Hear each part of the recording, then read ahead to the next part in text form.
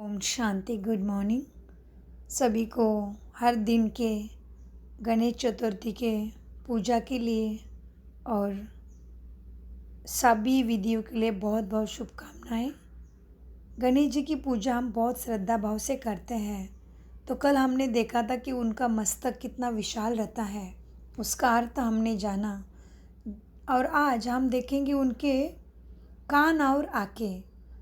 गणेश जी अपने इतने बड़े कान से भी अवश्य बातों का ही श्रवण करते हैं। माना हाथी के विशाल कान दूर का भी सुनते हैं, दूर के ध्वनि से भी सटीकता से पकड़ सकते हैं। उन ध्वनियों में अपनी उपयोगी आवाज़ समय समझकर हाथी समय पे उसको अपने प्रोटेक्शन के लिए कार्य के लिए यूज़ करता है और सुरक्षित रहता है। उसी तरह से हमारे आजू बाजू में भी बहुत व्यर्थ बातें हमारे कानों में जाती है। अनावश्यक बातों का श्रवण न करते हुए श्रेष्ठ बातों का ही श्रवण करना, ये भी हमें बड़े कान वाली बातें, बड़ा कान सिखाता है। कि जैसे शुभ जैसे बड़े बड़े कान हैं, वही हमें यही सिखाते हैं कि आप क्या करो।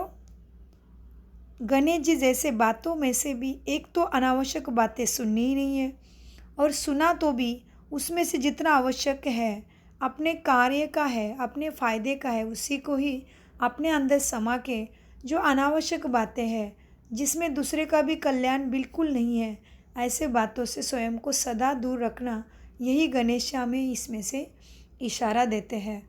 और उनकी छोटी छोटी आँखें वो एकाग्रता का और दूरदृष्टि का प्रतीक है। जब हम दूर दूर देखते हैं या किसी चीज़ पर ध्यान केंद्रित करते हैं, तभी हमारी आँखें छोटी हो जाती है ना। उसी प्रकार भी हर कर्म का त्रिकाल, तीनों कालों का परिणाम सोच के ही करना चाहिए। अर्थात दूरांदेशी बनकर एवं एकाग्रता के साथ कर्म करने से हमें उसके परिणाम बहुत अच्छे प्राप्त होंगे। और हर कर्म करने से करते टाइम हम बहुत उसका अभी का परिणाम, उसका भविष्य का परिणाम क्या होगा, उसको करके करेंगे तो हमसे कोई भी विकर्म पाप कर्म नहीं होगा। और हम हमेशा दुख हरता बन के स्वयं के ही जीवन को सुखकारक बनाने में सक्षम बनेंगे। इसीलिए लिसन मोर, लेकिन जो भी अपने काम का है, वही बातों को स्मृति में रखिए। और आज का क्या होता है, जो हमारे काम का ही नहीं है, उस बातों को हम अपने न्यूज़ से, अपने मुख से फैलाते भी हैं, और जो आवश्यक है वो तो याद नहीं रहता है। तो इससे हमें गणेश जी क्या सिखाते हैं कि जो चीज़ें आवश्यक है उसको ऊपर ही कंसंट्रेशन करिए और दूरांदेशी बनिए।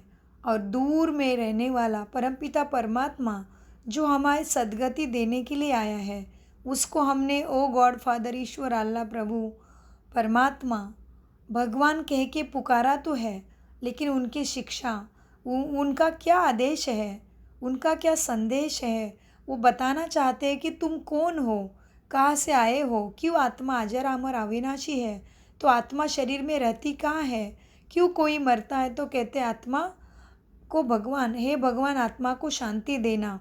तो सच में शांति कहाँ मिलती है, अभी तक क्यों किसी को नहीं मिली है, और मरने के बाद ही क्यों शांति मांगते हैं। तो क्या मरने के बाद शांति की आवश्यकता है, तो जीवन में भी शांति होने से क्या होगा, जीवन में भी तो शांति की आवश्यकता होगी ना। क्योंकि जो शरीर छोड़ के एनर्जी चली गई, आत्मा चली गई, वो शरीर में है, तभी तो कितनी शांति की आवश्यकता है। इसीलिए परमपिता परमात्मा हम सभी की पुकार सुन के इस धरती पे आ चुके हैं। तो उनको जानने के लिए अपने नज़दीकी किसी भी ब्रह्मा कुमारी सेंटर में जाके ज़रूर 7 दिवसीय राजयोगा कोर्स करिए। तो ज़रूर हम भी अपने जीवन में सदा के लिए विघ्नहर्ता, सुखकर्ता बन जाएंगे। बहुत बहुत धन्यवाद। Have a nice day. God bless you.